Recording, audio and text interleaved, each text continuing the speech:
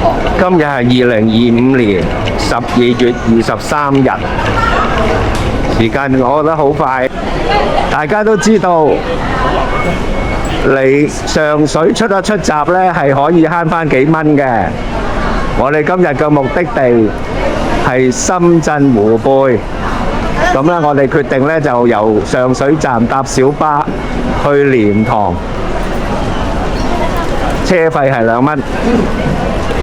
前邊見到呢條人龍啦，就係上去蓮塘嘅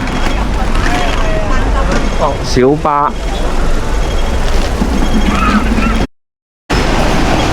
上水車站行出嚟，對面就係小巴站，好方便。59S。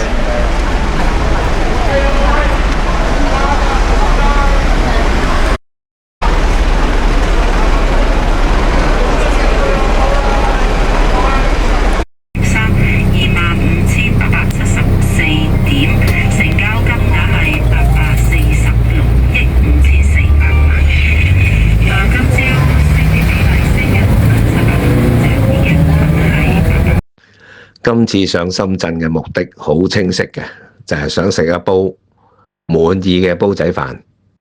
因為上次去蛇口睇展覽啦，敦煌嘅展覽呢，就去幫襯一間叫做老顧客煲仔飯。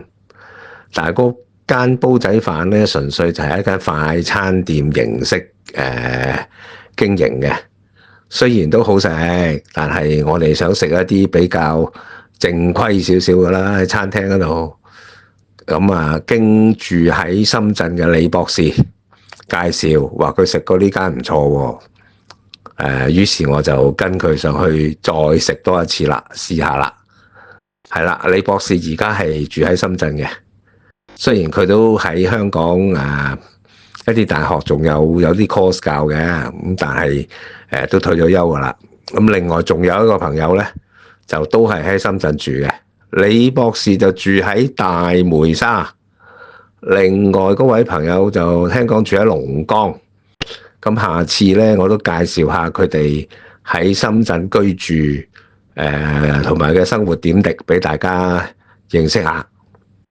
嚟到蓮塘口岸，出咗蓮塘口岸搭地鐵去湖背咧，只不過係3個站嘅啫。湖背咧，其實就係以前嘅向西村附近。咁向西村多上深圳消遣嘅人都會知道啦。嗰度其實有一間最出名嘅就係北打澳夜總會啊。我就上網查過，就冇呢個北打澳夜總會結業嘅正確日期，但係佢而家已經係冇做噶啦。我有去過嘅，但係就唔經常去啦。有朋友去玩都好懷念呢個地方嘅。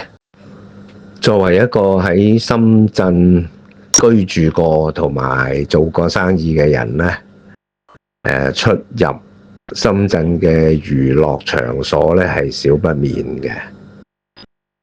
我記得大概20幾年前啦，有一晚同國內嘅朋友食宵夜喎。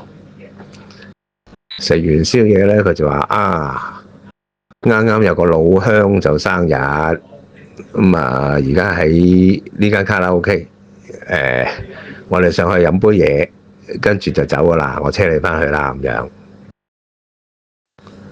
我講嗰間卡拉 OK 唔係北打澳係另外一間。我只不過係想講下當年深圳係幾熱鬧啫。咁上到卡拉 OK 入咗間房啦，即係佢哋包咗間房啦。你知卡拉 OK 係好嘈噶啦。咁啲 bass 開到好重好重，裏邊啲人咧男男女女喺度跳舞咁樣啦。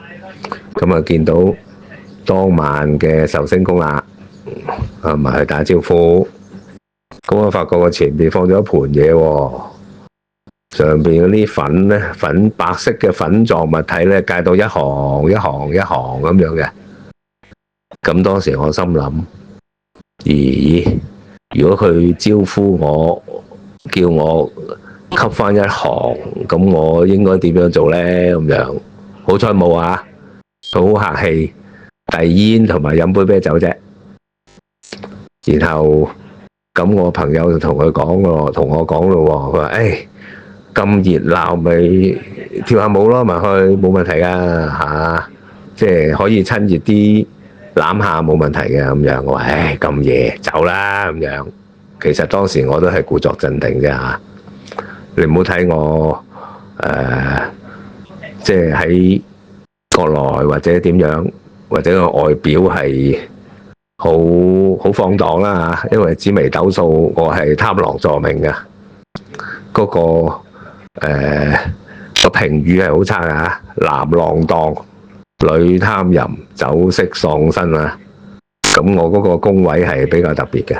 咁當然呢個係古代嗰啲對於我呢個命盤嘅評價啫嚇。其實我係唔係咁嘅人嚟嘅。係到湖背站出口 A 行出嚟。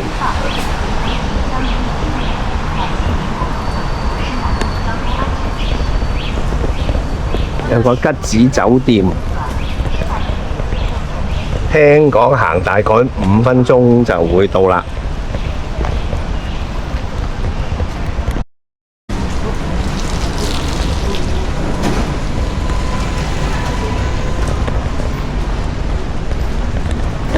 兩邊都係住宅區。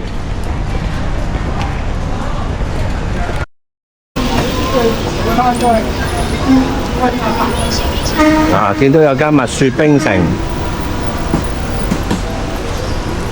再向前行。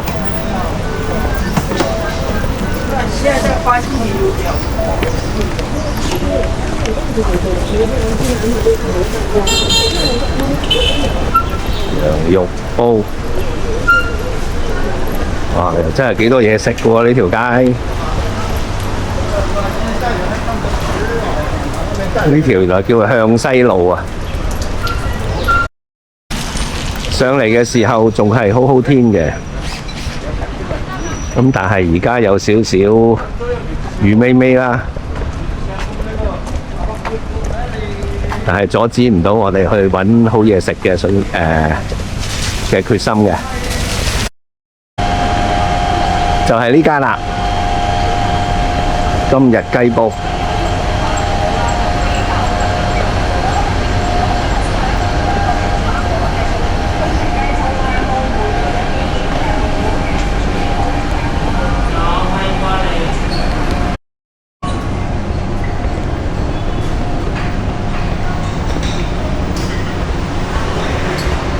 幾好啊，靜靜地。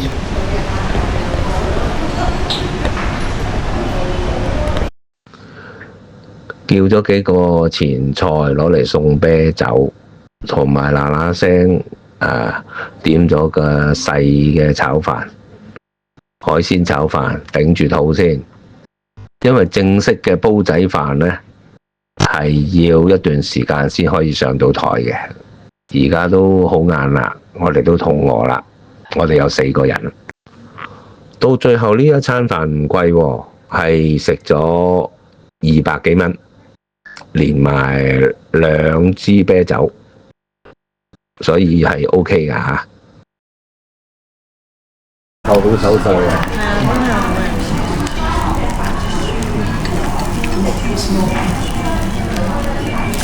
因為真係煲出嚟嘅，因為都等咗一段時間，同埋係有飯焦嘅。